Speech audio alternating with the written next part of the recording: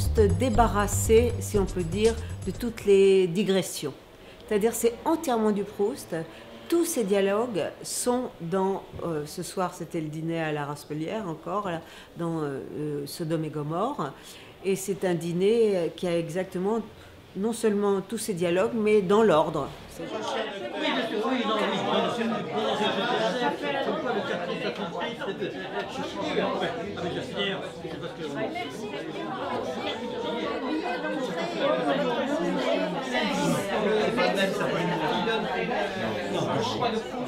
Je vous ai pas présenté les derniers, parce que j'ai présenté les dingues de Proust et ceux qui n'étaient pas. De formation continue pour adultes, et là il y avait un groupe qui était passionné de Proust. Je suis lancé dans Proust à 17 ans. Ceux qui sont allergiques au bœuf en gelée peuvent demander autre chose. Il est bleu, il a un chapeau de palme, mais là bon il l'a pas, et un parapluie vert. Oui, donc il y a Sagnette. Ah ben Sagnette. Alors Sagnette pour ton chapeau haut de forme ce soir, parce que vu que c'est pas Madame Sagnette, mais là c'est un homme Sagnette. Donc on va commencer. On est dans le train. Mais alors, on se place ou pas là? Oui, alors ceux qui sont de la première scène se mettent déjà à table. Toi, tu es au milieu. Oui, pour raconter, moi je peux le mettre. Voilà. Le petit groupe fait de ski, Brichot, Sagnette et Cottard, et Madame Cottard, s'engouffrent dans le train qu'ils ont failli rater. Sagnette, un ami fidèle. Mais est-ce que la princesse n'est pas dans le train? Non, il s'agira d'ouvrir l'œil à Mainville et le bon. Voyez-vous ça? Que nous ayons manqué le train. Madame Verdurin s'apercevant que les voitures en descendent droit à la table.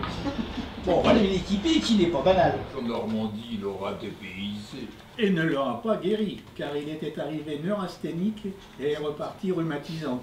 Ah, c'est la faute à la neurasthénie. La petite femme inconsciente et terrible de notre Meillac, et voyez les conséquences non seulement pour ce jambard d'Antoine, mais pour le monde antique. Je vous présente mon mari. On va faire venir le dîner et on continuera avec le dîner.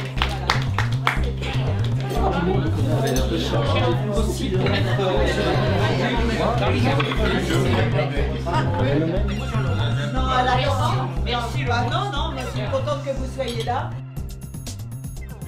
Alors, nous portons un toast à Marcel Proust comique. On entend partout, oui, Proust est comique, oui, Proust est comique. Eh bien, rayons avec Proust. Voilà.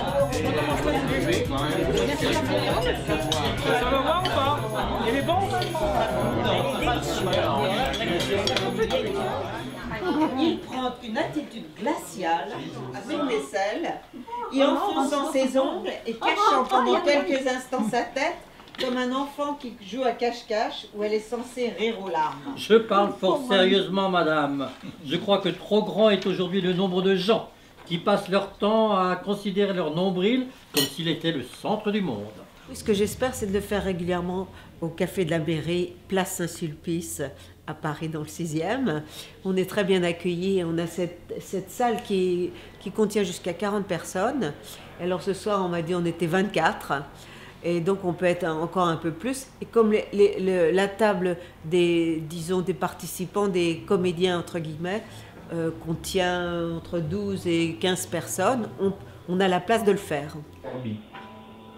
Que signifie le nom Balbec? Balbec est probablement une corruption de Dalbec. Mais demandez à Cottard, à Brichot, il avait son couvert mis chez moi. Il venait tous les jours. En voilà un dont on peut dire que ça ne lui a pas réussi de quitter notre petit noyau. Cela ne fait absolument rien. Ne vous tourmentez pas. J'ai tout de suite vu que vous n'avez pas l'habitude.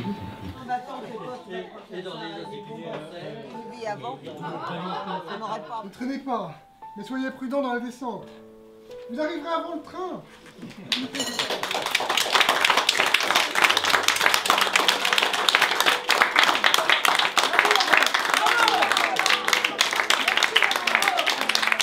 Tous les 12 personnages qui étaient là avaient lu une fois le texte, mais c'était tout. Donc c'était très amusant de voir comment chacun exprimait sa timidité ou son personnage, et quand même les spectateurs ont regretté de ne pas avoir joué eux-mêmes.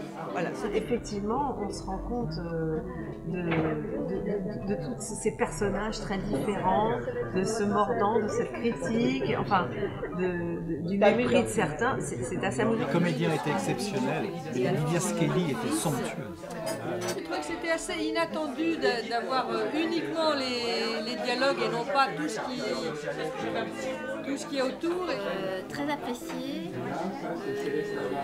Dialogue réalisé de façon très professionnelle. Donc, merci.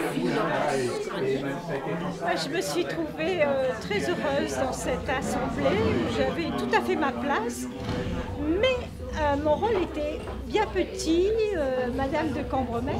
Alors, je me suis autorisée des silences. Et j'ai adoré ces moments de silence qui faisaient rentrer du décor finalement. Et je me suis sentie dans un salon.